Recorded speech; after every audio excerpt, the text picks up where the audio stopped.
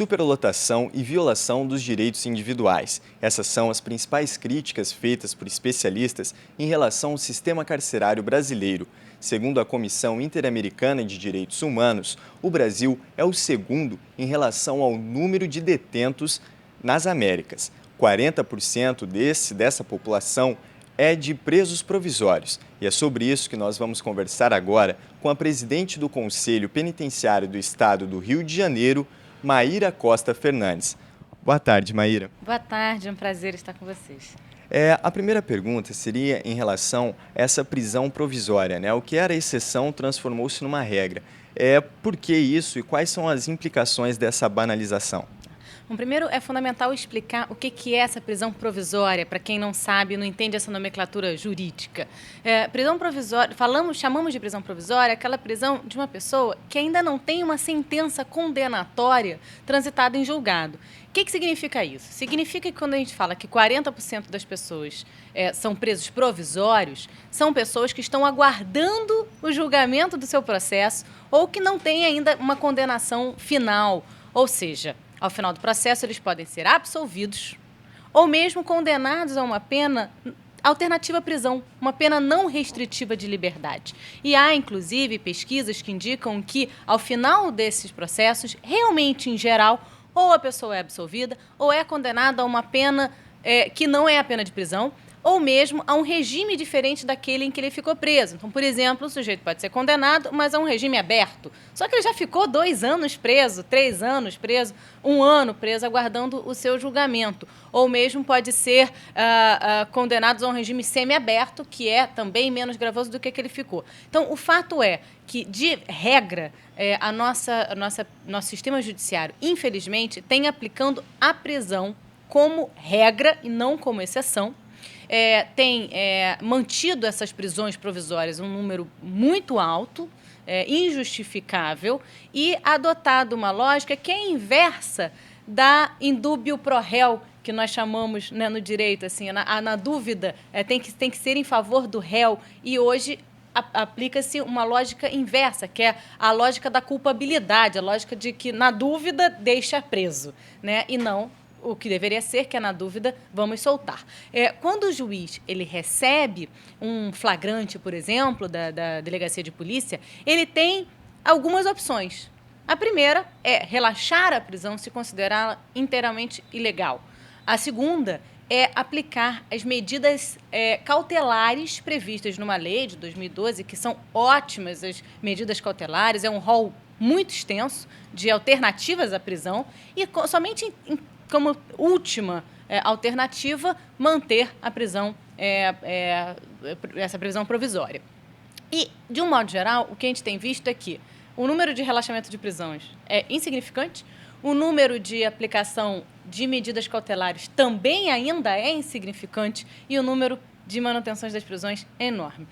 Se nós já resolvêssemos essa parte da questão dos presos provisórios, nós já diminuiríamos consideravelmente o sistema. Agora, não é só esse também o problema de presos em excesso no nosso sistema. Nós temos os presos provisórios que poderiam estar respondendo a esse processo em liberdade e temos também aqueles que já começaram o cumprimento dessa pena, que poderiam ter tido direito a benefícios previstos na nossa lei de execução penal e não receberam esses benefícios do juízo. O nosso Poder Judiciário ele é lento para essa concessão de benefícios, a ausência de sistemas informatizados eficazes para mostrar os prazos, né, de cumprimento de pena, etc., também contribui para essa demora, essa lentidão ainda maior. Então, o fato é que nós sabemos que no sistema hoje há pessoas que já poderiam ter tido direito a benefícios que causariam para eles a liberdade e ainda permanecem aguardando o deferimento desses benefícios. Nós podemos ver aí 2 rebeliões, né, em Pedrinhas e também no Complexo Penitenciário do estado de Cascavel. Quais são os principais problemas enfrentados pelas nossas penitenciárias, né? O que levou a chegar até esse ponto? Primeiro, a questão da superpopulação, que tem absolutamente tudo a ver com isso que a gente acabou de falar, né? A quantidade de pessoas que, sinceramente, não precisariam estar lá dentro, poderiam estar cumprindo ou penas alternativas ou aguardando o seu processo de liberdade ou já ter tido direito a benefícios que jamais receberam. Dessa superpopulação carcerária decorrem todos os outros problemas. né? Porque o sistema não comporta. O Brasil tá com um número de mais de 500 mil de presos, né? Nós estamos com mais de 563.500 presos mesmo. Se somarmos presos em prisões domiciliares, esse número vai para mais de 711 mil, segundo dados atualizados do CNJ. Então, mostra que a população carcerária não para de crescer no país e não há espaço para colocar todas essas pessoas. Então, falta, em geral, nos ambientes prisionais, todo o mínimo que a nossa lei de execução penal prevê como direito do preso. Então, desde colchão até condições de salubridade, higiene, alimentação adequada, trabalho, estudo, tudo isso, assessoria jurídica. Nem todos os estados da nossa Federação Brasileira possuem defensorias públicas organizadas, estruturadas. O Rio de Janeiro possui, de fato, é dos primeiros estados a ter uma defensoria pública bem estruturada. Mas nós sabemos que isso não é uma realidade em todos os estados. Então, nós temos um problema que é estrutural, em grande parte agravado pelo problema de superpopulação carcerária, mas nós temos também que atentar que esse é um problema que diz respeito aos 3 poderes da República. Porque, de um modo geral, quando a gente fala de sistema penitenciário, responsabiliza-se sempre o executivo. É claro que o executivo tem uma parcela de responsabilidade enorme, porque se falta colchão, se falta alimentação, se falta médico, essa é uma responsabilidade do executivo, que está lá para garantir esses direitos para o preso. Só que a responsabilidade por esse número enorme de presos é do Poder Judiciário, que coloca lá dentro quem não deveria estar ou que mantém preso quem lá não deveria, né? Que faz dessa prisão a regra e não a exceção. E do Poder Legislativo, em última instância, que está sempre achando que a solução para os problemas de segurança pública e de criminalidade, etc., é o aumento das prisões, das penas, a punição exacerbada. Então, de um modo geral, o sistema penitenciário não interessa a ninguém. Interessa somente, isso aparece na mídia em 2 momentos. Ou quando acontece um crime muito grave, e aí, claro, choca a sociedade. E aí sempre vem essas propostas do Legislativo de aumento de penas, de a prisão como solução de todos os males, ou quando acontecem casos de rebeliões como Pedrinhas e como agora Cascavel, que evidenciam o quanto o nosso sistema prisional chegou ao fundo do poço. Então, enfim, é algo que, na verdade, a gente precisa tratar com a seriedade que o caso requer. Você tocou em relação ao legislativo e executivo. A gente está em um ano eleitoral, né, e muitos estão propondo a redução da maioridade penal e também uma inclusão, uma ligação entre público e privado na construção de novas penitenciárias. Como você analisa essas formas de combate, essa conjuntura do nosso sistema prisional, né, e quais outras formas nós teríamos para sair? Sobre a redução da maioridade penal, todo respeito, assim, eu acho que é uma proposta que está inserida nesse tema desse populismo punitivo, sabe? Assim, não é a solução. Faltam dados concretos verdadeiros. Essas propostas, elas invariavelmente aparecem quando aconteceu um crime grave de assassinato, por exemplo, praticado por um jovem. Só que essa não é a regra das prisões do nosso sistema infanto-juvenil. Tá? A maior parte dos jovens está presa ou por crimes contra o patrimônio ou por crimes relacionados a drogas. Né? A nossa população prisional, de um modo geral, mesmo adulta, é cada vez mais jovem. Né? E, de um modo geral, também nós vemos esses jovens presos por esses crimes, né? Abaixo de 18 anos, e que são colocados em unidades prisionais que se assemelham muito a uma prisão. Tá? Quanto mais jovem você coloca a pessoa nessa chamada universidade do crime, menor a chance dela ter uma alternativa de vida diferente daquela em que ela acabou se inserindo. Né? Na verdade, quando uma proposta dessa de redução da maioridade penal, ela foca, ela não resolve o problema, ela não encontra soluções para o problema. Quanto mais nós prendermos, mais vamos continuar prendendo.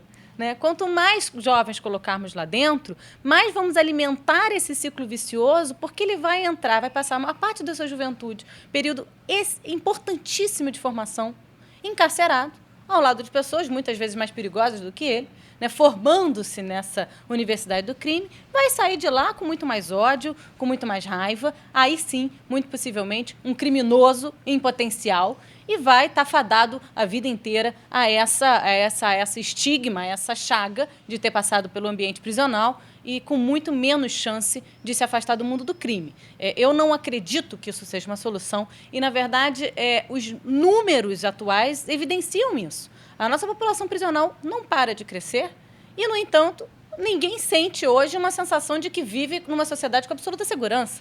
Então, essa ideia do grande encarceramento também não resolveu, né? Eu não acredito nessas propostas de redução da maioridade penal, acho que elas não vão nos dados concretos, há dados muito mais graves em relação aos jovens para nós nos preocuparmos. O Brasil é um dos países em que é mais alto o número de mortes de jovens, e isso que deveria estar realmente nos preocupando, a quantidade de jovens fora das escolas, e infelizmente, isso não me parece ser o cerne dos debates de alguns candidatos que acreditam nessa sanha punitiva como solução dos problemas. E em relação à parceria público-privada, eu fico muito preocupada com alguns pontos. Eu conheci uma unidade em parceria público-privada em Minas e me preocupa muito a lógica do lucro relacionada ao preso, né? Hoje nós temos um sistema que prende demais, que mantém preso quem não deveria, causando gastos e ônus para o Estado. E, mesmo assim, não conseguimos prender menos. Imagina se a lógica for a de que o preso representa um lucro, um valor financeiro para um determinado grupo de empresários. Ainda mais lucrando individualmente pelo número de prisões, como em algumas parcerias que eu vi, que a empresa paga um valor alto inicial para a construção da unidade, mas depois recebe por preso. Ora, a lógica é a mesma de um hotel. Um hotel, quando não reserva todos os seus quartos, o prejuízo é irrecuperável. Na lógica da prisão, se não tiverem cheias todas as celas, prejuízo para o empresário. E aí eu tenho medo do quanto isso não pode gerar os lobbies das empresas, um maior interesse nesse encarceramento, sabe? Eu anseio por uma sociedade que prenda menos, né, que acredite mais em penas alternativas, porque o índice de reincidência em penas alternativas é bem menor do que em penas privativas de liberdade. Só que imagina se a lógica da pena privativa de liberdade for uma lógica lucrativa. Aí mesmo que a gente não vai conseguir adotar essas penas alternativas, porque tem alguém lucrando com isso. Eu tenho muitas ressalvas. Eu não sou totalmente contra a possibilidade do poder público fazer algumas parcerias com a iniciativa privada para algumas questões nessa esfera do sistema prisional. Mas eu, de um modo geral, acho que se é o Estado que prende, é o Estado que tem que ter a responsabilidade pela execução dessa pena, pela segurança dessas unidades, pela responsabilidade nos agentes penitenciários que têm que ser concursados, não podem ser contratados, porque a fiscalização do papel desse agente penitenciário fica muito maior. Ele tem que se submeter a um concurso público, a uma escola, né, de gestão penitenciária que o prepare. E eu acredito, portanto, que, se isso for na esfera pública, aumenta o nosso papel de fiscalização e a responsabilidade do Estado por essas prisões. Eu tenho profundas ressalvas em relação a essa ideia dessas parcerias públicas-privadas e, de um modo geral, a privatização do sistema penitenciário. O exemplo norte-americano não funcionou, não é um bom exemplo, como exemplo bem-sucedido. Discute-se lá muitos problemas decorrentes dessa privatização dos espaços prisionais, e eu acho que aqui poderia nos causar problemas enormes, especialmente por conta dessa ligação preso e lucro e do quanto determinadas empresas, quanto maiores as empresas, maior a pressão que elas poderiam fazer numa esfera que já sofre pressão de todo tipo e que já tem, numa sociedade que já tem uma mentalidade de que a prisão resolve, uma mentalidade punitiva que já é difícil de quebrar, porque uma parte das pessoas não tem acesso a essa informação. Então, vejo com muitas ressalvas. Muito obrigado pela entrevista. Francenilson Clava para o canal da TV PUC Rio no YouTube.